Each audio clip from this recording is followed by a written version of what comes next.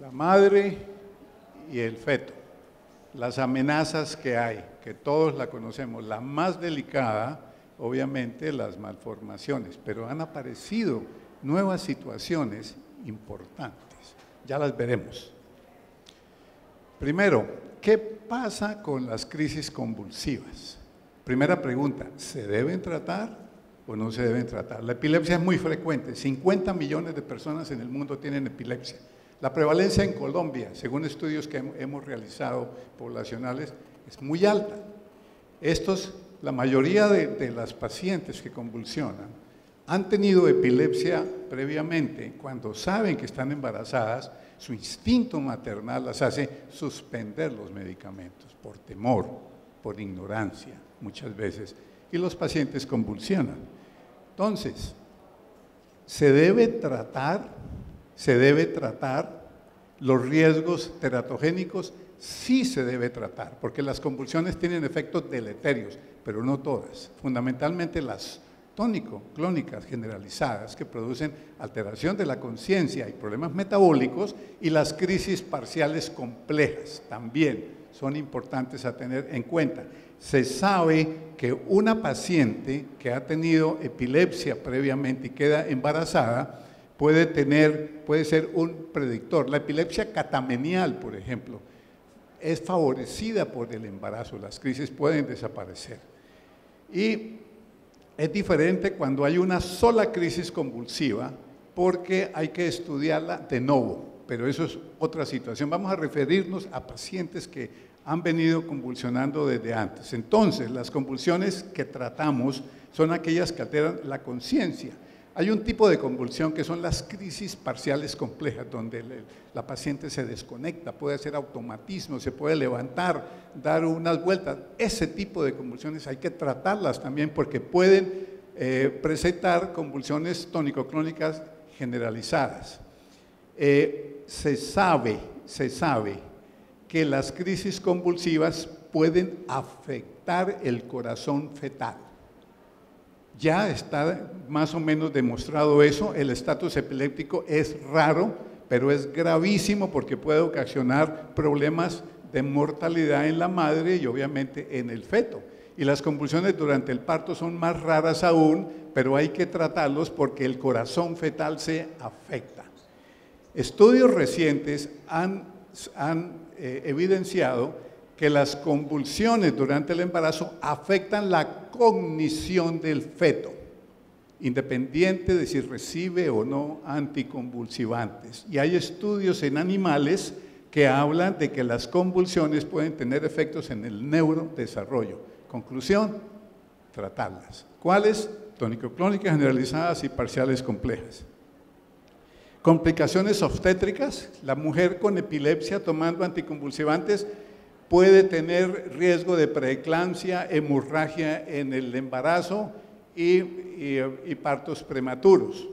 Entonces se han buscado las causas y tenemos dos tipos de anticonvulsivantes, los de primera generación ampliamente conocidos y los nuevos.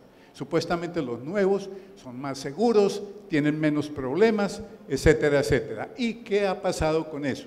Que en una época se decía, bueno, salió la lamotrigina, tranquilos que eso es lo mejor que hay, no va a tener problemas. No es cierto, no es cierto, no hay ningún anticonvulsivante seguro, y este es un estudio reciente de este año donde señalizan que estas complicaciones se pueden encontrar con la lamotrigina, uno de los nuevos anticonvulsivantes, y destacan a otro que era más seguro, que era igual de seguro, la carbamazepina, que la carbamazepina era seguro. Mentiras. La carbamazepina puede producir que el feto nazca bajo de peso, 2.500 gramos, y con cabezas pequeñas. Luego, conclusión, ningún anticonvulsivante es perfecto, y sabemos que la mujer con epilepsia, embarazada y tomando anticonvulsivantes, puede enfrentar todos estos riesgos. Los estudios observacionales comenzaron hace casi 20 años. Hay un estudio que es el estudio denominado MADRE, que fue publicado en el año 2000, donde muestran los aspectos que se vinieron conociendo de que la mayoría de los anticonvulsivantes, fenobarbital, fenitoína, etcétera, etcétera, podían producir defectos de cierre del tubo neural. Y comenzó a perfilarse que el malo del paseo era el ácido valproico. Y en el New England sale un artículo en el año 2000 atribuyéndole la principal culpa y advirtiendo: no formulen ácido valproico porque es peligroso. Sin embargo, ácido valproico es de los mejores anticonvulsivantes porque cubre todas las formas de epilepsia. Es excelente, pero puede producir malformaciones. Y se decía que la carbamazepina, que era bastante, o era que había que hacer el switch, el cambio. La paciente venía tomando valproato, se embaraza, pásenla a carbamazepina. Ojo, en este estudio demostraron que la carbamazepina también produce espina bífida. Luego nuevamente alerta de que no hay completamente muy seguros. Y la motriguina, un estudio internacional muy importante, seguimiento de 18 años. Y entonces el primer informe en Neurology hace 4 años era que era bastante segura, que la motriguina era bastante segura y que el problema que se encontraba cuando había malformaciones era que se usaba politerapia, pero que era un medicamento relativamente seguro. Después vienen otros estudios, especialmente europeos, donde encuentran que el problema no es solamente el anticonvulsivante, la dosis, que la dosis también tenía que ver. Y mostraban los diferentes medicamentos, carbamazepina, la motriguina, fenobarbital, ácido valproico, en relación con malformaciones y con dosis. Y en este estudio reciente, del año pasado, encontraron algo interesante en el sentido de que tenían que ver con la dosis, y en esta diapositiva está muy claro. Aquí está el valproato, carbamazepina y la motriguina. ¿Y qué encuentran? Aquí están las malformaciones congénitas a mayor dosis de valproato. Mayor dosis de valproato significa más de 1000 miligramos, mayores malformaciones.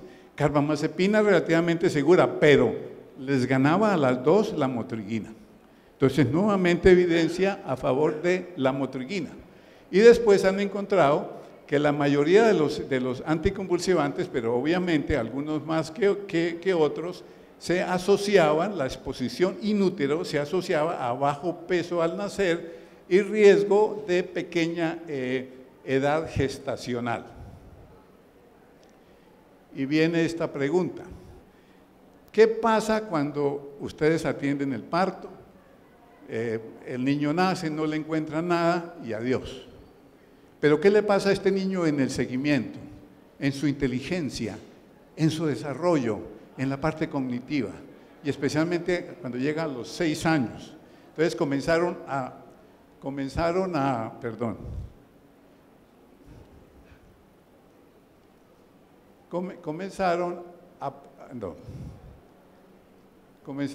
a preguntarse si la exposición de medicamentos antiepilépticos podían alterar el aspecto cognitivo. Encontraron que sí, principalmente el ácido valproico, y que parecía que la carbamazepina no pudiera tener ese problema, que la motriguina sería la recomendación más que la carbamazepina para reemplazar el ácido valproico, y que un nuevo actor, el levetiracetam, que me referiré finalmente, sería el más indicado. Este estudio es bien interesante, el NEAT, donde les hacen seguimiento hasta los 6 años de edad, y miran a ver qué pasa. ¿Y qué encuentran? Encuentran varias cosas, que hay algunos anticonvulsivantes que luego, seguimiento de 6 años, pueden traer más problemas, pero encontraron un factor de protección. Nosotros siempre nos gusta hablar de factores de riesgo, pero poco hablamos, a veces porque no los hay, de un factor de protección. Y es bueno, bonito y barato. Y es el ácido fólico. Que el ácido fólico protegía el coeficiente intelectual de de estos pacientes. El NEAT encontró que es el estudio más completo y desde el punto de vista neuropsicológico en pacientes, en madres que habían tomado carbamazepina, lamotrigina, fenitoína y valproato. Y a los 6 años se encontraron que traían problemas, obviamente, el más importante, el ácido valproico. ¿Y qué dice Cochrane? Se reúnen los sabios de Cochrane y analizan toda la evidencia que hay. ¿Y qué conclusión sacan ellos desde el punto de vista metodológico? Porque problemas, estudios observacionales, algunos con largo seguimiento, otros no, metodología diferente, concluyen. La mayoría, en relación con la alteración cognitiva, especialmente coeficiente intelectual bajo, principalmente la evidencia aplastante es del ácido valproico. Y que esta alteración del coeficiente intelectual podía hacer que el niño no funcionara en los aspectos educativos y ocupacionales posteriormente en la vida.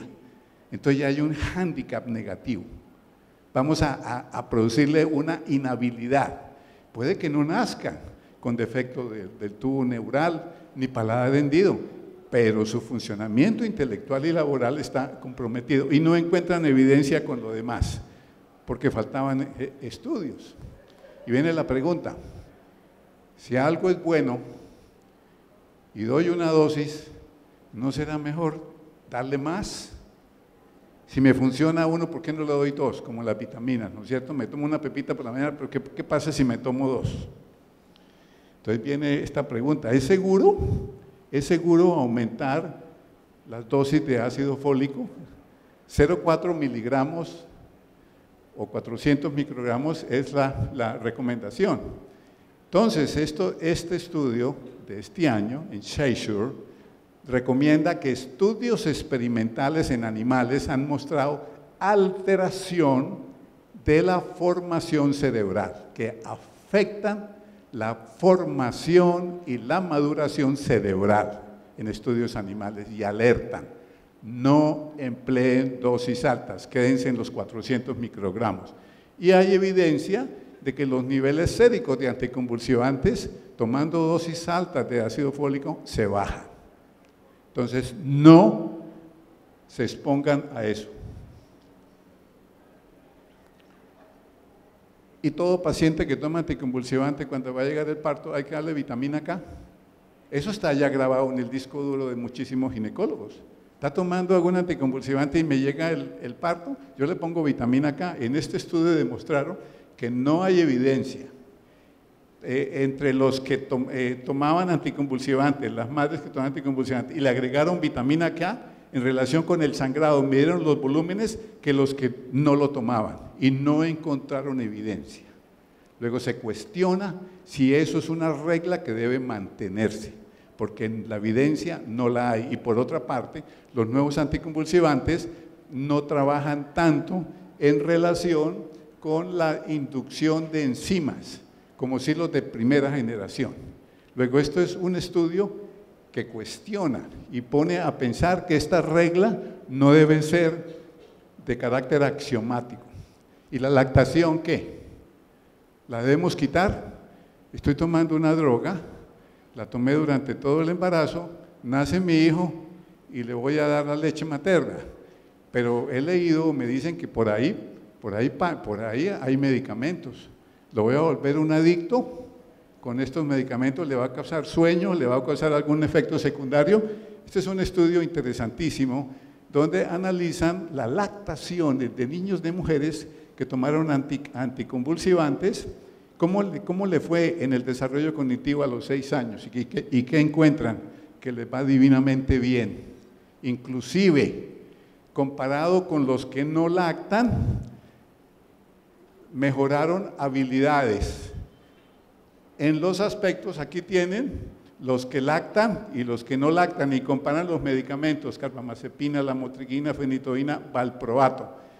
El malo del cuento sigue siendo aparentemente el valproato, pero en general todos los anticonvulsivantes cuando lactan, comparado con los que no lactan, tienen puntajes favorables. Y los aspectos relacionados con los dominios cognitivos como el aspecto verbal, que es tan importantísimo, memoria, función ejecutiva, etcétera, etcétera, se ven favorecidos en los que lactan.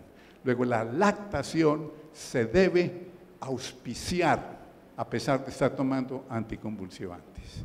Eso es un mito que hay que considerar. Este estudio es bastante significativo. Y ahora vienen los héroes, la expectativa grande, levetiracetam, nuevo anticonvulsivante, se consigue oral y parenteral. Es uno de los medicamentos que más se están recomendando porque la evidencia actual, claro que falta porque es de los últimos que han salido, pero la evidencia actual es que el levetiracetam, como muestran en este estudio, en Neurology de hace 2 años, que no encontraron alteraciones de malformaciones y que en monoterapia parece ser un excelente medicamento. Y si sumamos todos estos estudios, donde incluyen carbamazepina, valproato, carbamazepina, lamotrigina, fenobarbital, fenitoína, levetiracetam, oscarbazepina y topiramato, la evidencia en cuanto a malformaciones congénitas es más favorable para levetiracetam y lamotrigina. Son los dos que salen, aquí los comparan con dosis y obviamente lo que ya se sabe, a mayor dosis, mayor problema. A menor dosis, las dosis menores y dosis terapéuticas son bienvenidas. ¿Podemos sacar conclusiones? No, porque la evidencia rígida, epidemiológica, uno quisiera tenerla. Lo que se pueden hacer es recomendaciones. Primera, hay que tratar las crisis convulsivas tónico-clónicas generalizadas y considerar las parciales complejas, aquellas en las cuales la madre se desconecta y se puede caer, se puede herir, pueden pasar muchas cosas y que a veces progresan a tónico-clónicas. Segundo, evitar la politerapia. Pero aquí necesitamos, como se debe hacer, equipos, donde esté el ginecólogo, perinatólogo, los especialistas en esta área tan importante y los neurólogos aportando, trabajando hombro a hombro en beneficio de la madre y el niño. Evitar politerapia, favorecer la monoterapia siempre que sea factible. Prescribir las menores dosis posibles de anticonvulsivantes, la menor cantidad posible. Hay que planear los embarazos, obviamente, hasta donde se pueda, pero la mayoría de las veces nos llegan ya planeados, ya han aterrizado. Evitar en lo posible el ácido valproico. Habrá casos en los que no se puede, y entonces ya sabemos, estamos preparados, sabemos lo que nos espera. Realizar niveles séricos de anticonvulsivantes de acuerdo a los criterios que haya. Ningún anticonvulsivante está exento de riesgos. Lo que le diga la industria farmacéutica, pónganlo en duda. Levetiracetam, hasta ahora parece que sí, y la lamotrigina serían los dos más favorecedores. La lactación no debe suspenderse. El ácido fólico a dosis de 400 microgramos se debe recomendar. El empleo rutinario de la vitamina K debe reconsiderarse. El diagnóstico de epilepsia no es indicación de cesárea. Epilepsia igual cesárea, no. Y la gran mayoría, mensaje positivo, de las mujeres con epilepsia tienen embarazos normales y niños perfectamente saludables. Y es nuestro deber recomendarles y darles confianza en ese sentido. Muchas gracias por su amable atención.